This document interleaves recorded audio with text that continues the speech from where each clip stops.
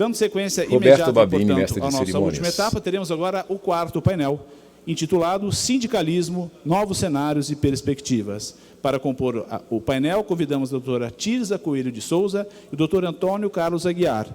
Para coordenar os trabalhos, Sua Excelência, o desembargador vice-presidente judicial do TRT de Campinas, doutor João Alberto Alves Machado. Boa tarde a todos. Agradeço aqui na pessoa do desembargador João Samuel, Alberto Alves Machado, desembargador vice-presidente judicial do TRT da 15ª Região. Na pessoa do desembargador Carlos Alberto Bosco, diretor da escola, o gentilíssimo convite que me foi feito pelos meus amigos para estar aqui mediando este debate, que vai tratar e abordar um tema extremamente sensível, né? Como nós já tivemos até a oportunidade de presenciar uma parte do debate sobre esse tema, que são aí as repercussões e os efeitos, não só da mudança legislativa que nós tivemos em 2017, também dos efeitos da pandemia e dos seus novos jeitos de trabalhar e produzir, de pensar o mundo e as relações de trabalho, que fomos obrigados a inventar no meio desse processo de pandemia, não é? Que alterou tanto o conceito de trabalho como o conceito de local de trabalho, e isso afeta significativamente as relações de trabalho.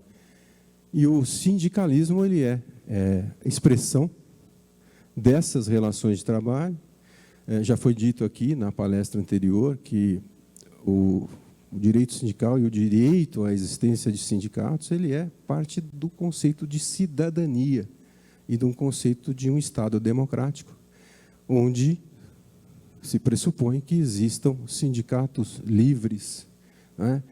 E sindicatos livres devem ser formados de que maneira e de que forma, e quais os seus limites de atuação. A lei pode interferir isso, a lei não pode. Nós vivemos num sistema intervencionista, não é? Onde existe uma limitação, inclusive, de representatividade por força da lei. Não existe uma liberdade para que os próprios participantes do jogo social possam definir os limites da sua atuação. Existem leis e um modelo a ser respeitado. Já se disse no passado que a existência desse modelo era pressuposto para a sobrevivência econômica do sindicato, porque, atrelado à questão da unicidade, você tinha a compulsoriedade. A unicidade existe na base, mas nós temos um sistema onde as centrais sindicais são plurimas, né? Nós temos um sistema de pluralidade no topo e unicidade na base, e, ao mesmo tempo, a compulsoriedade dessas contribuições, elas não existem mais hoje em dia, né? E isso não destruiu, não acabou com o movimento sindical, que teve que se reinventar. Em que medida ele vai se reinventar? Nós temos aí várias discussões, projetos de lei, e eu acho que vai caber aos próprios interessados definir isso. Mas qualquer representação, entenda, e é uma visão particular, que para você ter um sindicato atuante na defesa da dignidade da pessoa humana, do trabalhador, nós temos que ter representatividade, e representatividade é fruto da legitimidade com que esse sindicato se traveste, se veste, se forma e se conforma, né? E se ele é ou não fruto de um legítimo anseio da categoria que ele vai representar. Esse é um dos temas propostos, não sei né? Várias questões abordadas, e aqui nós contamos aqui com dois especialistas na área, que sabem muito mais do que este locutor aqui, que está de posse do microfone no momento, né? E vamos aqui passando a palavra logo à doutora Tirza Coelho de Souza, que é advogada, atuante na área de direito coletivo do trabalho, negociadora e assessora de diversas entidades sindicais e associações, que é mestre em Direito das Relações Sociais, com o tema Negociação Coletiva de Trabalho como Instrumento de Resistência à Desconstitucionalização da Previdência Complementar, PUC São Paulo. Tem diversos cursos, diversas palestras, é autora de vários artigos e livros sobre o tema, né? E assim, sem mais delongas, eu passo a palavra à doutora para a sua palestra. Muito obrigado. Boa tarde a todos e a todas, quase boa noite, né? É com grande alegria que participo deste painel. Inicialmente, também de uma forma bem breve, mas gostaria de fazer um agradecimento especial ao presidente Samuel pelo convite, à desembargadora Paula Lockman e ao desembargador João Alberto, que participa dessa mesa como mediador, além do meu querido colega, né, já de longa data, que participamos de diversas negociações coletivas, um colega que tenho bastante apreço, Antônio Carlos. E aqui dou as boas-vindas a todos e todas presentes e todos os demais colegas que estão aqui. Como o nosso tema ele já foi, de certa forma, tratado quando nós iniciamos hoje, na parte da tarde, a questão da reforma, e até mesmo em razão do adiantado do horário, eu pretendo trazer aqui algumas reflexões que nos parecem bastante pertinentes, especialmente por conta do tema que ele coloca perspectivas, né? Além do cenário do sindicalismo, quais são as perspectivas que nós temos. Então, eu trago primeiro essa apresentação, não sei se está passando assim, aqui como uma imagem. Nós falamos hoje, durante o dia todo, né, desde manhã, sobre os 80 anos da CLT, sobre Justiça 4.0, sobre reforma trabalhista, sobre a necessidade da inclusão de todos esses grupos invisibilizados, sobre a necessidade de efetividade nessas inclusões, né, em todas essas políticas, até porque nós temos inúmeros dados que nos trazem um cenário de um mundo que ele é globalizado, ele é um mundo diverso, ele é um mundo conectado, ele é um mundo que, inclusive, Bauman fala que é um mundo líquido, né? É um mundo tecnológico, mas ele também é um mundo desigual, que tem escassez de recursos. Então, ele é um mundo que ele traz todo esse contexto, mas o que está no centro de tudo isso, e aí eu acho que a utilização da palavra centralidade é muito importante, porque o que está no centro de tudo isso é o ser humano, assim como nós temos ele no centro da nossa Carta Magna. Então, quando nós tratamos de todos esses avanços, e nós até podemos, às vezes, ficar assustados com o tamanho, né, avanço da tecnologia, nós não podemos nunca esquecer o que a Constituição traz no seu artigo 170, né, em relação à ordem econômica, mas o que ela traz como fundamento, que é o ser humano e todos os princípios, o princípio da dignidade humana. Então, por isso, eu penso que seja fundamental, quando nós temos um seminário como esse, que, inclusive, tem sido bastante rico, nós analisarmos o direito do trabalho na sua forma mais ampla. Não apenas, né, essa relação, se você é subordinado, se você não é subordinado, mas você como um ser que está inserido dentro de todo esse contexto, que é um contexto social, é um contexto político, e é um contexto econômico. Eu trago aqui as palavras da ministra Rosa Weber, que ela coloca a necessidade, inclusive, da centralidade, mas ela menciona que a tecnologia apenas, ela sozinha não vai a lugar nenhum, né? Ela precisa colocar em primeiro lugar no seu designer o ser humano. E é partindo daí que todas as relações se dão. E aí eu trago alguns exemplos, quando a gente fala, né, do momento que nós estamos vivendo, que é um momento de mudanças nas relações, porque nós não podemos negar que nós estamos vivendo momentos de novas formas de produção, que nós estamos vivendo novas formas de trabalho, né? Então, a gente sabe que existe a plataformização, são outras formas de trabalho, mas nós temos elevados índices de trabalhadores.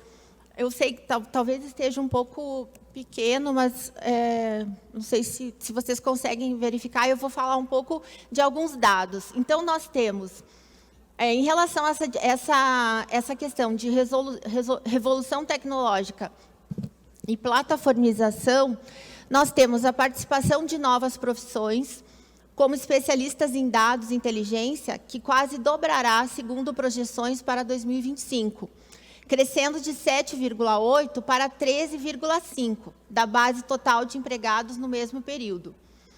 Milhões de vagas em todo o mundo estão deixando de ser preenchidas, ao mesmo tempo que um contingente cada vez maior de trabalhadores não encontra mais colocação no trabalho. No Brasil, nós temos o cenário do número de trabalhadores informais, que gira em torno de 27 milhões de trabalhadores. E aqui entra um dado muito importante quando nós analisamos a questão do sindicalismo, do que o desembargador colocou antes, né, da representatividade, da efetiva representatividade dessas pessoas. Também fizemos um recorte em relação à desigualdade social com as mulheres. Faz muita relação com o tema que já foi trazido na mesa anterior, em relação aos dados que tratam das mulheres. E, de fato, a última pesquisa do PNAD aponta que as mulheres encontram mais barreiras para retornar ao trabalho pós-pandemia. Nós sabemos que também teve todo um reflexo, né, em relação às relações e o próprio mundo do trabalho. Ele sofreu muita mudança nesse período de pandemia, e estamos sentindo isso nesse período pós-pandemia. 44% das que se afastaram do mercado de trabalho disseram que precisam ficar em casa. Entre os homens, esse índice foi de apenas 10%. Metade das mulheres com a trajetória profissional analisada no estudo estava fora do mercado de trabalho 12 meses após o início da licença maternidade. E, além disso, o dado do terceiro trimestre de 2022 revela que o rendimento médio real mensal das mulheres ocupadas nesse período era 21% menor do que o dos homens. Esses dados nos parecem bastante importantes, porque, ao mesmo tempo que nós estamos vivendo um momento como o da Copa, né, as mulheres femininas, a Copa de futebol feminino, e é algo que deve ser louvado por todos nós, nós temos ainda no país uma disparidade absurda em relação ao rendimento das mulheres, e isso se dá muito pelo modelo que nós temos de sociedade. Enquanto nós tivermos todas as questões relacionadas a direitos reprodutivos apenas ligados a direitos da mulher, nós não teremos a mesma igualdade em relação aos homens nos locais de trabalho. E isso por quê? Porque, embora você até pode ter situações de empresas que trabalham com inclusão, que têm um olhar para isso, mas você cai naquela situação que a mesa anterior colocou. Você tem algumas políticas, mas essas políticas têm pouca efetividade. Então, nos parece que é fundamental você fazer uma análise, assim, eu diria que seria como quando nós olhamos um iceberg, né? Quando você tem determinadas políticas de Estado, leis e até mesmo instrumentos coletivos que tratam desse tema, você precisa olhar um pouco mais abaixo e fazer uma discussão sobre o modelo de sociedade que nós temos, que é um modelo de sociedade patriarcal, onde a mulher fica responsável pelos cuidados. Então, são necessárias políticas, e também eu pretendo colocar aqui como algumas das sugestões de discussões em pautas coletivas, você fazer a mudança desse olhar, né, a mudança dessa imposição, que, na verdade, é dita como direito das mulheres, e que não deixa de ser uma imposição, colocando a mulher sempre nesse lugar, que é o lugar de cuidado. E, portanto, ela passa, sim, a ser discriminada, ou ela tem uma rotatividade maior no trabalho, no ambiente de trabalho.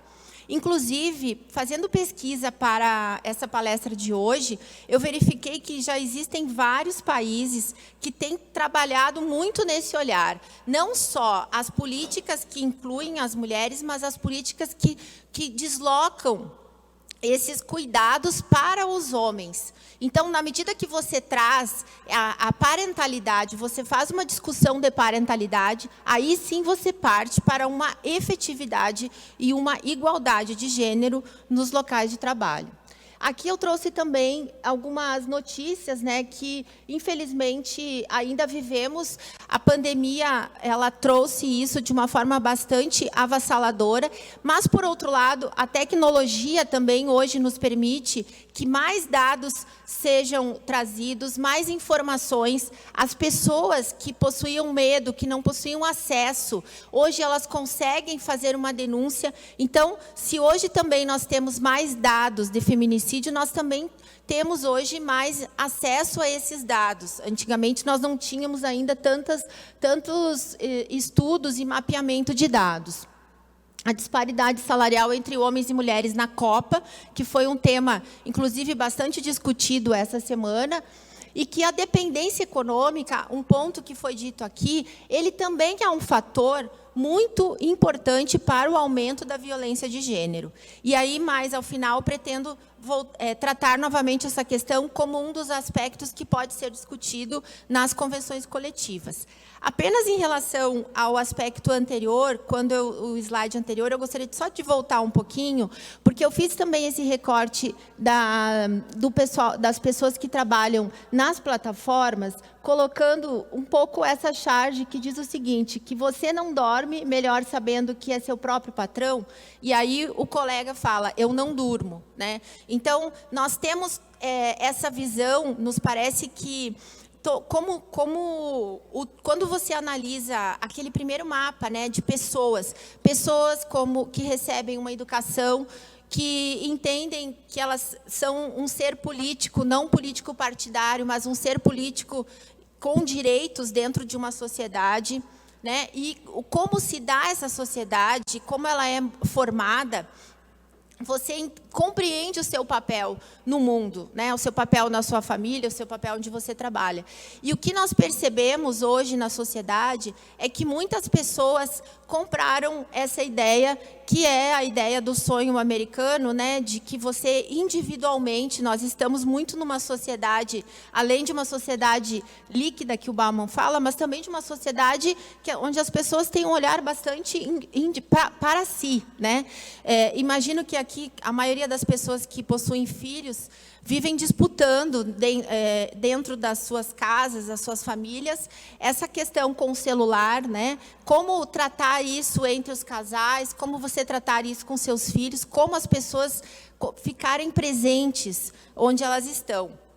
Então, uma das questões que vejo como bastante relevante também, a título de reflexão, é essa questão de do quanto hoje você pega toda essa população de pessoas que, a maioria delas, né, por não ter opção, estão desenvolvendo essas atividades, até porque são atividades novas que o mercado de trabalho trouxe, mas que têm um olhar e muitas vezes fazem uma defesa que é contrária a seus próprios direitos. Né? A exemplo do que consta nessa charge de alguém que trabalha praticamente 24 horas, que durante a pandemia precisou continuar entregando alimentos para as pessoas, que perdeu inúmeros parentes porque foram contaminados por Covid, pessoas que muitas vezes sequer tinham que comer e que continuam ainda achando que essa condição é a melhor condição.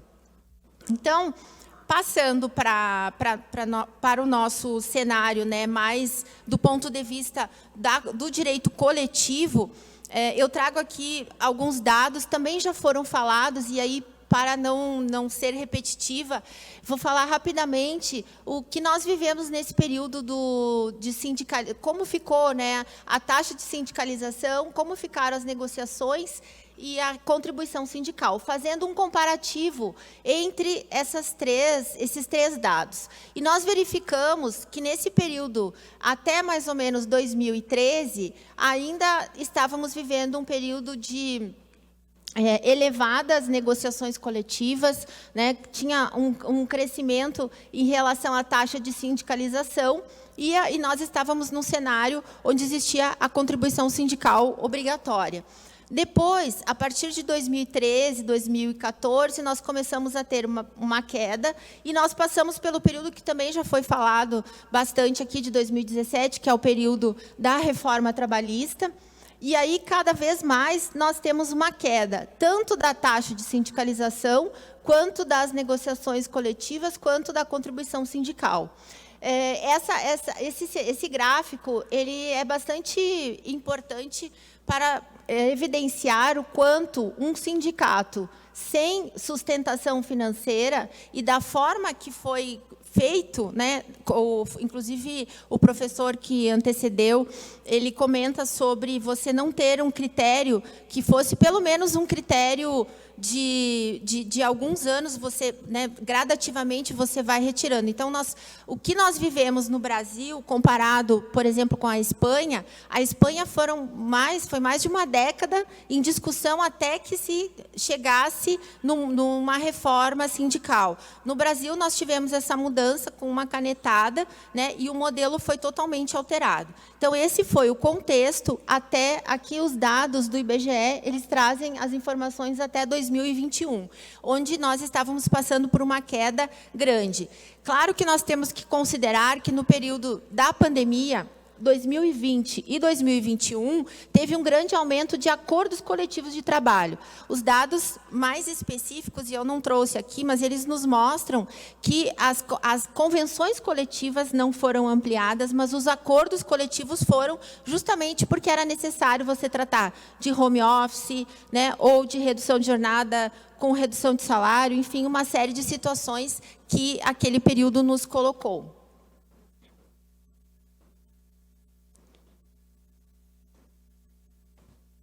O próximo slide, eu já trago, então, os desafios e perspectivas.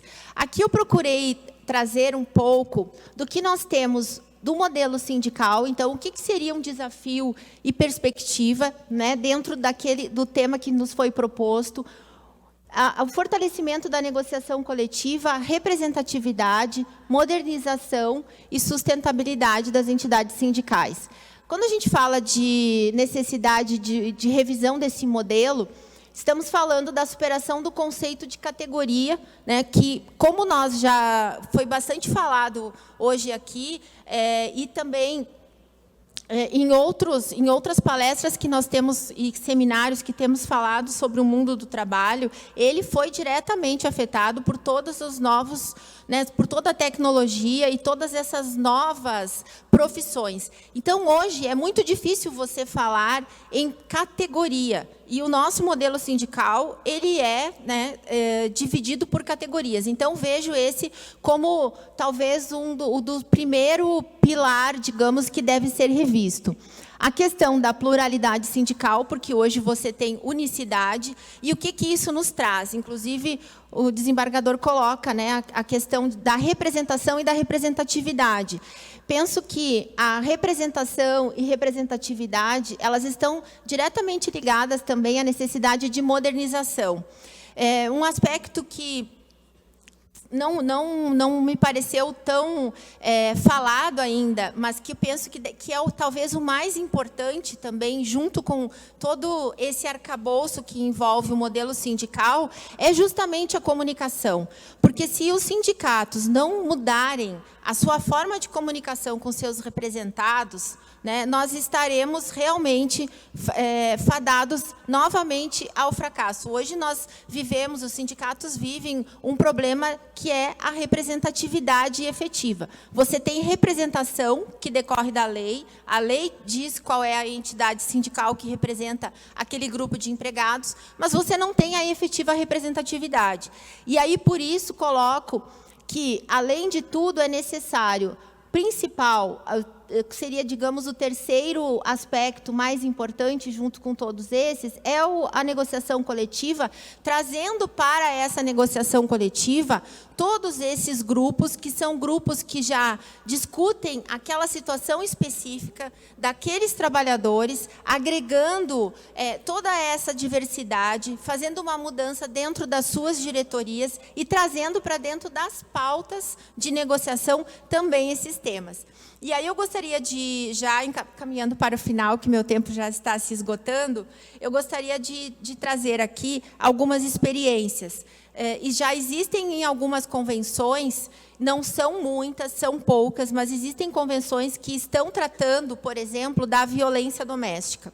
Porque de nada adianta se você tem leis, se você tem políticas públicas, se você tem Casa da Mulher Brasileira, que recebe as mulheres que são vítimas de violência, mas se você não tem, por exemplo, dias para que essa mulher organize a sua vida, possa sair da sua casa, que possa fazer ou um boletim de ocorrência ou se recorrer à sua rede de apoio.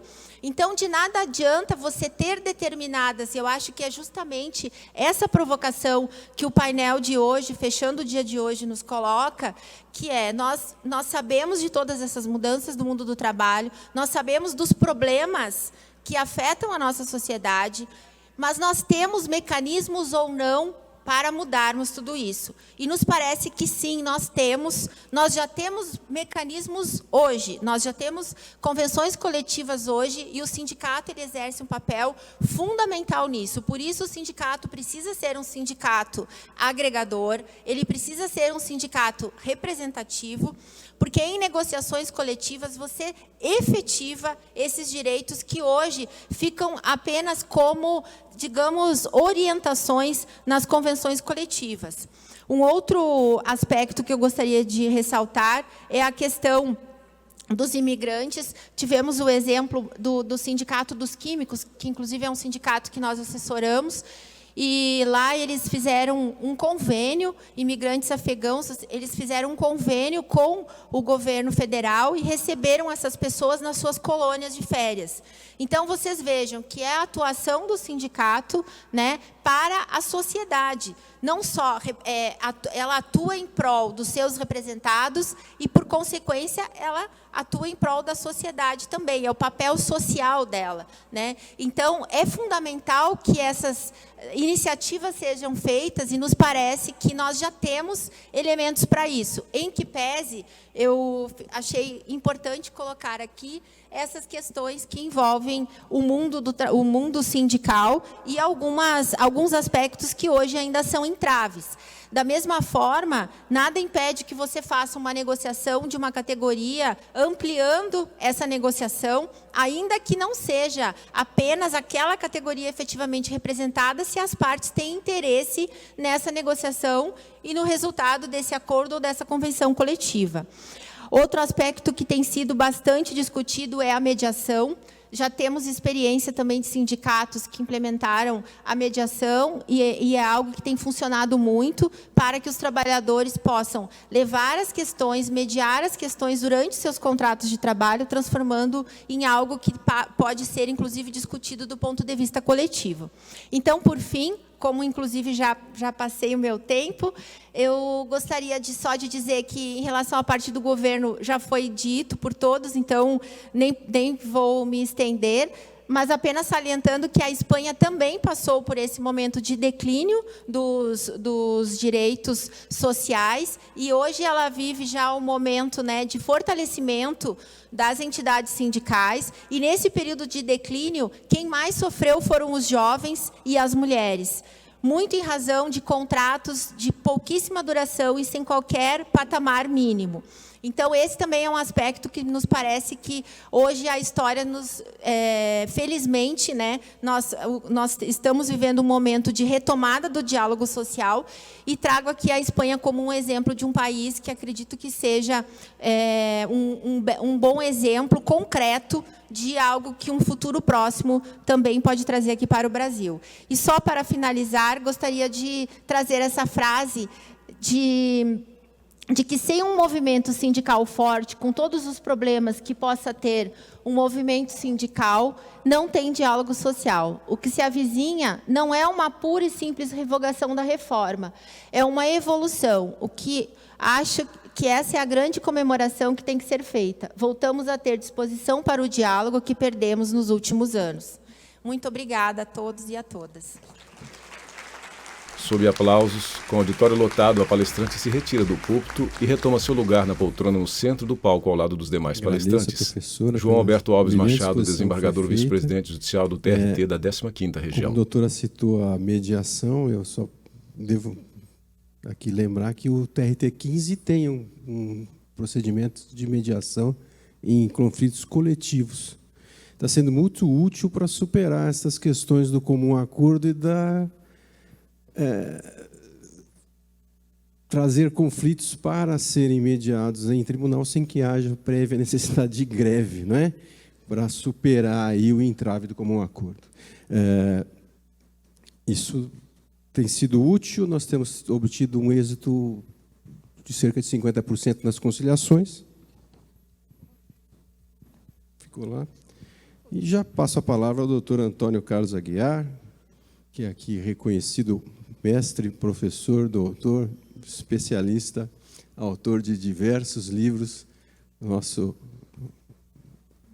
é quase um prata da casa já, né? Está sempre conosco aqui no tribunal, né? Proferindo palestras, proferindo conferências, autor de livros, por nós reconhecido e por todos os membros da comunidade acadêmica. Um abraço e a palavra é sua. Bom, obrigado, meu querido amigo Antônio Carlos Aguiar, advogado. Doutora Tirza, é um prazer enorme estar aqui contigo. Agradecer ao tribunal, agradecer ao doutor Bosco, à doutora Ana Paula, e agradecer ao doutor Samuel, mas ele saiu, depois vou brigar com ele, né? Estou de mal. Agora, antes de começar a falar, eu fiz... O bom de você ficar por último, tem que ter alguma coisa de bom para ficar por último. Então, eu fiz uma colinha aqui do que foi falado, né? E dentro dessa colinha, algumas coisas são interessantes. Primeiro que o Milton falou que tem que defender o pessoal com mais de 50 anos. Eu me enquadro nisso e concordo plenamente com ele. Então, diversidade, vamos, né? Somos nós, né? Segundo, a questão desse novo mundo digital e de busca de novas formas. E cá entre nós, está aqui no painel, né? Porque o Ulisses, ele tinha uma olheira muito maior do que a minha, e aqui não está. Essa foto aqui está com filtro, né? É claro isso, né? Isso é bem século XXI, ele está com filtro aqui. O Vargas também, está bem mais novinho aqui. Eu vou fazer as pazes com o doutor Samuel. Depois, o Hélio colocou aqui que nós precisamos dos sindicatos. E eu acho que é um pouco disso nós vamos falar, porque... que sindicatos, né? A doutora Tirza falou, e algumas coisinhas a gente precisa conversar. Falou da importância da contribuição obrigatória. O Patá, ele fala ainda que o sindicato exerce serviço público, e esse é uma coisa que eu queria discutir com vocês, é ainda o mindset analógico que a gente tem, e aqui está, quando a gente fala da CLT com 80 anos, quando a gente fala da Constituição com 35 anos, e aí eu estava conversando ali com o doutor João Batista, ele falou assim, ó, quero ver o que você fala de perspectiva, não quero ver a luz no final do túnel, quero ver a luz dentro do túnel. Não é fácil, porque nós vamos tentar conversar. Mas quando se fala de uma Constituição cidadã, mas com 35 anos, eu fico imaginando o seguinte, em 88, não tinha internet. Em 88 não tinha Google, não tinha chat GPT, não tinha celular, não tinha drone, não tinha Facebook, não tinha WhatsApp, não tinha o conceito de família. A gente falou tanto de diversidade aqui, na Constituição é papai, mamãe e filhinho. Não tinha conflito geracional com o pessoal da geração Z e Y, não tinha a discussão sobre propósito, não tinha essa discussão sobre plataformas, porque plataformas digitais não existiam, não tinha metaverso, não tinha banco digital, não tinha app, não tinha Pix e não tinha nem Big Brother. Era um outro mundo, né? E quando a gente busca e vê e fala do sindicato e trabalhando com esse novo mundo, a gente tem que tomar um cuidado danado, porque toda essa legislação, eu não sei se efetivamente ela se aplica hoje. E se aplica, como é que nós temos que interpretar isso, como é que nós temos que trabalhar em cima disso, né? O doutor João estava falando aqui para mim que será que sindicato é só sindicato de empregado? né? Será que sindicato não é de trabalhadores? Será que a gente não tem que ir um pouco mais à frente, inclusive trabalhar com associações, como o caso das plataformas? Será que associações não podem celebrar um acordo específico que tenha, ainda que não tenha natureza jurídica explícita de um acordo coletivo de trabalho, mas será que não pode ter uma efetividade tanto quanto? Então, é isso que a gente precisa pensar. Quando se fala nesse novo mundo, passa por tudo isso. E ainda, olhando aqui, quando se falou tanto de diversidade e a importância, eu não tenho dúvida com relação a isso. E aí a gente fala de LGBTI, que ia mais, e ao mesmo tempo, aquilo que a doutora Tirza falou, nós temos categoria. A gente fala de diversidade, a gente tem unicidade sindical. Alguma coisa está errada, está muito errada, né? Aí a gente fala aqui, como a doutora Tereza falou, precisamos conhecer as siglas aqui, cis, binário. E aí, mas a gente critica tanto, mas outro dia eu entrei num site de um cliente meu, que entrei por entrar para ver outra coisa, que é a Wikibold, tem todo, dentro do site, toda uma cartilha sobre diversidade espetacular. Ou seja, as empresas estão fazendo o seu trabalho também já. Cabe agora a gente trabalhar com os sindicatos, cabe colocar isso dentro de um acordo coletivo de trabalho. Por que não? É básico, é fundamental. Tem que esperar uma legislação para isso? Óbvio que não. O Milton falou tanto aqui sobre ESG, por que não coloca isso dentro de um acordo coletivo de trabalho? Por que não se negocia isso? Por que isso não se negocia compliance? É isso. A gente ainda fica com aquela ideia do século XX. Isso que precisa mudar. Quando se fala de sindicato, tem que entender para que o sindicato funciona no século XXI. Ele não pode estar arraigado ao século XX. Isso está ultrapassado, isso morreu, a gente só não sabe. Aí fala, não, vamos fazer aqui, buscar direito. Como? Então, pegar o pessoal do Uber, vamos fazer uma greve. Eles fizeram. Qual o impacto que teve isso? Zero.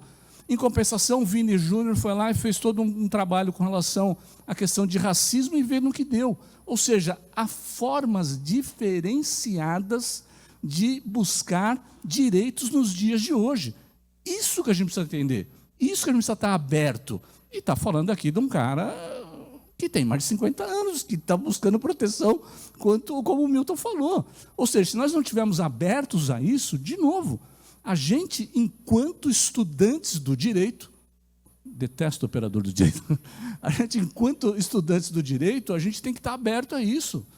Um mindset evolutivo, criativo, e não fixo, e não preso em estruturas que não se aplicam mais nos dias de hoje.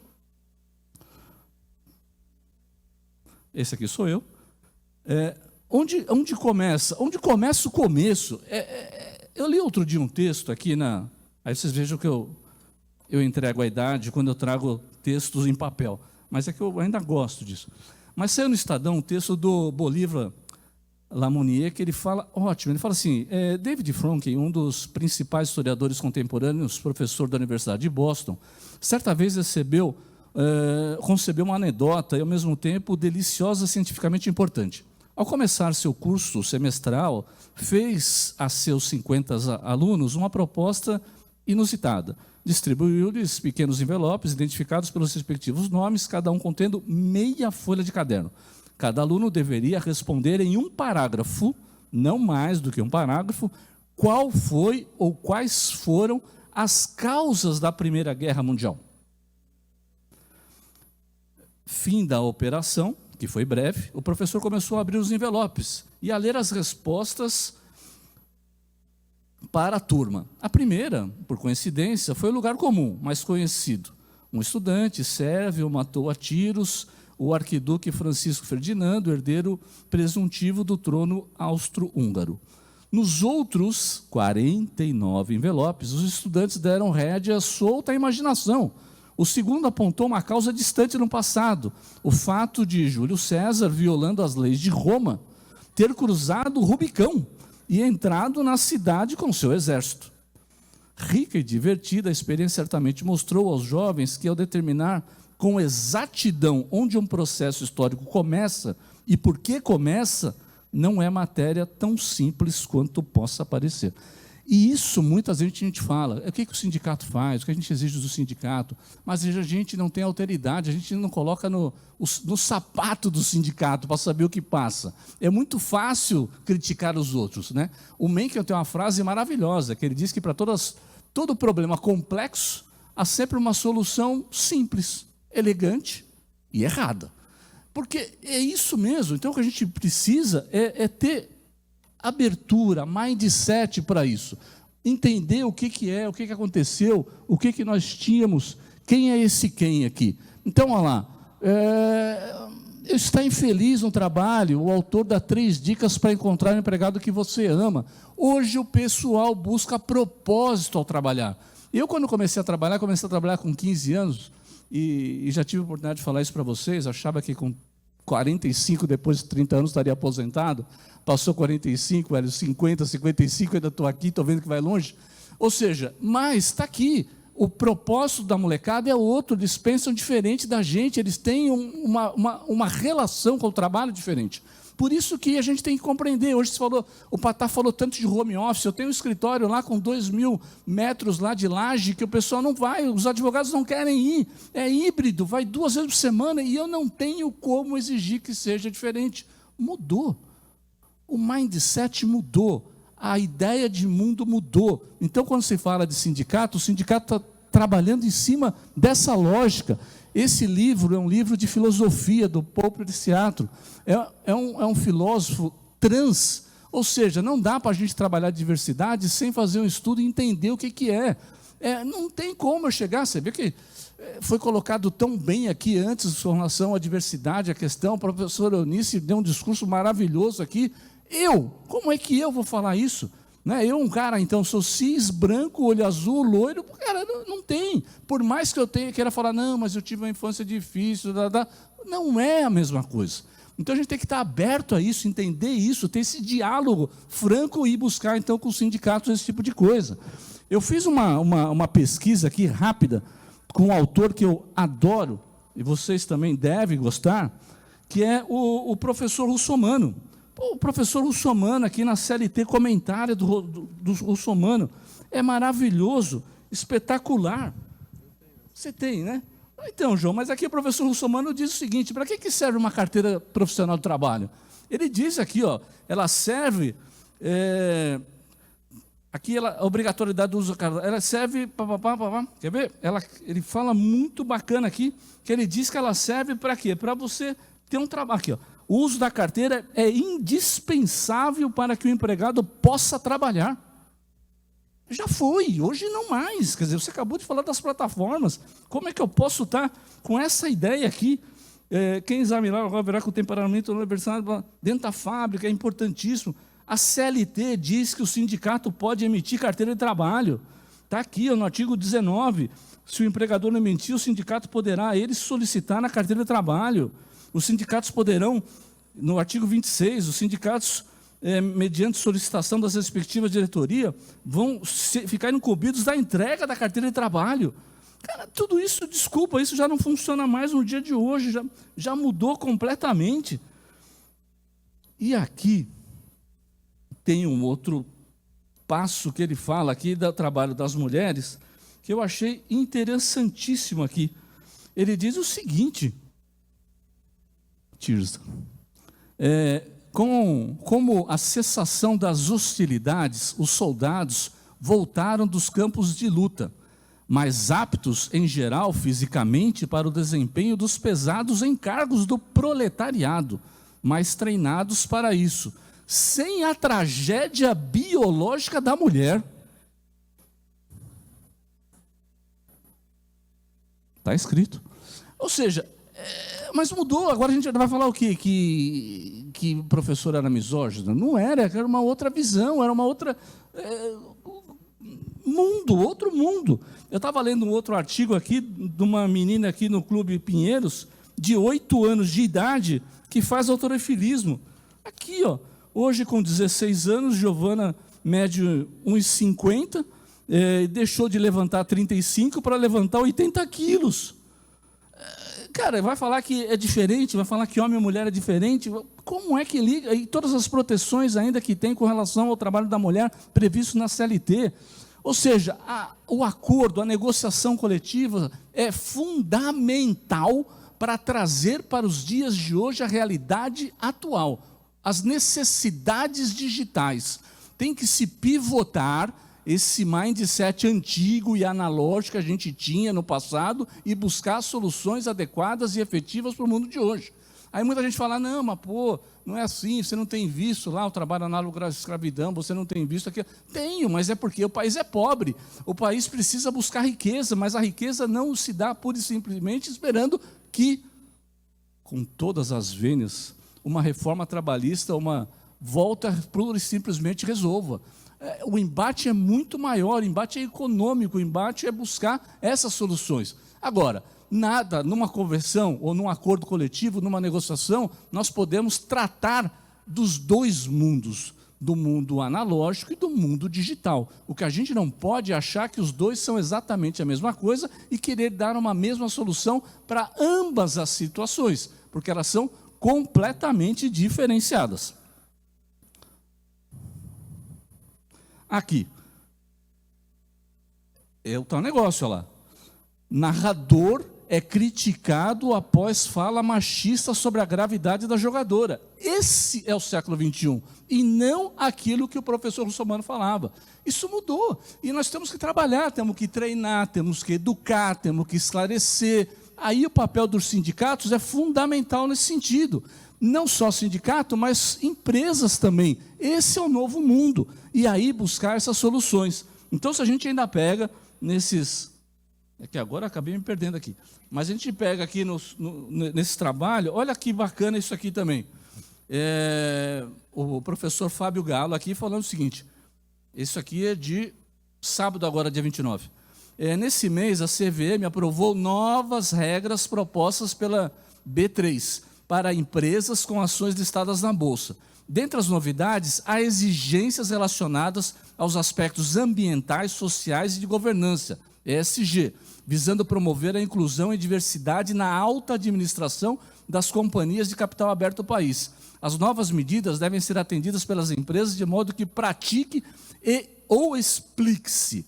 Assim, as companhias terão de apresentar evidências da adoção ou justificar eventual não adoção total ou parcial de cada ação nos formulários de referência. Em resumo, até 2025, as companhias listadas deverão ter ao menos uma mulher no conselho de administração ou na diretoria estatutária. E até 2026, ao menos um conselheiro deverá pertencer às comunidades subrepresentadas: pretos, pardos, indígenas, comunidade LGBTIQI+, e deficientes. Isso já está na Bolsa. Por que a gente não pode colocar e exigir que isso seja colocado também numa negociação coletiva de trabalho, num acordo coletivo de trabalho? Por que os sindicatos não devem se preocupar em cima disso? Os jovens querem que o trabalho lhes dê sentido. Por que a gente não entende qual o sentido dos jovens? O que os jovens efetivamente querem? A gente fica lá. Nós achamos que sabemos. A gente sabe que vai ler a doutrina, vai ler um livro e está sabendo, e vai lá e dizer o que tem que ser feito. Quando se falou de representatividade, tem que ouvir a audição para aqueles que você está sendo representado. Tem um livro muito bacana, de um cara que eu gosto muito, que sou eu mesmo, que lá pelas tantas, ele cita uma historinha aqui do Paulo Coelho, que eu gosto muito. Ele fala o seguinte, desde criança nos perguntam, você ama o papai? Você ama a titia? Você ama o seu professor? Ninguém pergunta, você se ama? E gastamos grande parte da nossa energia tentando agradar os outros. Mas e a gente? Mãe e filha estão numa lanchonete. Depois de escutar o pedido da mãe, a garçonete vira-se para o menino e pergunta, o que você quer? O menino responde, eu quero um cachorro quente. Nada disso, diz a mãe. Ele quer bife com verduras. A garçonete ignora o comentário e pergunta para o garoto, você prefere com mostarda ou ketchup? O menino responde, os dois. Depois ele se vira surpreso para a mãe e fala, mamãe, ela acha que eu sou de verdade. Mas é isso, a gente precisa ouvir os trabalhadores de verdade, o que eles querem, porque senão a gente fica no nosso dia a dia mais ou menos igual aqui o faxineiro. Tem uma outra história bem que vem ilustrar o que eu estou falando. O Klein chega para o faxineiro e fala o seguinte, o que é o seu trabalho? O faxineiro diz, o meu trabalho é varrer. O Klein fala, e se o seu supervisor dizer que ele não está bom, o que você faz? Ele diz, eu varro de novo. Mas e se o gerente não gostar? O faxineiro diz, eu varro de novo. Aí o Klein diz, mas e se o diretor disser que ainda não ficou bom? O faxineiro diz, eu varro de novo. Aí o Klein, então, relata que temia continuar perguntando, subindo a hierarquia, e não conseguir uma resposta diferente. Então ele faz uma nova questão. Diga-me, você varre por quê? O faxineiro diz, para ficar limpo. Aí o Klein diz, e se você varreu 2 vezes e não ficou limpo? O faxineiro diz, então eu pego algum material de limpeza, misturo um pouco de água, esfrego e deixo limpo. O Klein falou, parabéns, agora você entendeu bem o seu papel. Nós temos que fazer perguntas certas para dar respostas certas depois e adequadas dentro do momento que a gente vive hoje. Caso contrário, a gente está preso num passado que já não existe mais, pegando uma legislação antiga, atrasada e querendo que ela resolva situações modernas e atuais, disruptivas de um mundo digital do século XXI que nós estamos vivendo. Temos, então, que ter esses mergulhos empáticos, e isso faz parte da negociação, entender os autores, entender o que está sendo buscado, fazer sempre uma análise SWOT da situação para buscar os melhores resultados.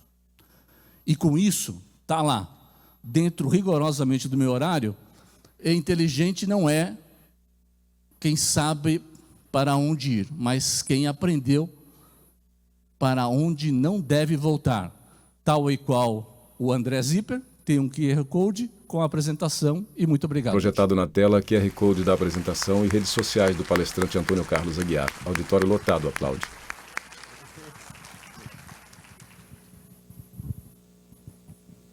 Agradeço, professor.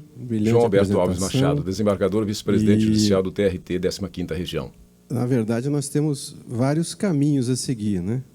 Seja do acordo, da convenção, mas todos eles passam por essa busca de legitimidade, todos, de se entender que talvez o mundo do trabalho e o mundo da atuação do sindicato vá muito além da relação de emprego, mesmo porque as formas de trabalhar mudam. E as formas de relação de emprego, que hoje são relações de emprego, no passado já foram formas de trabalho. Muitas foram regulamentadas por força dos movimentos sociais. Qualquer conquista, seja através de acordo ou convenção, é um meio, né? Mas a forma é sempre a organização daqueles, e desses grupos e desses coletivos. E talvez seja esse um caminho que os sindicatos possam adotar.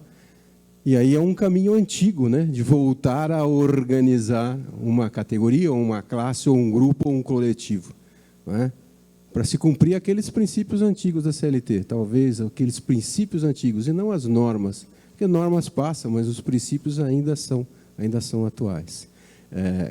Com essas considerações dentro do tema, agradeço a presença de todos, a paciência com que me escutaram, e uma boa tarde, declaro encerrado.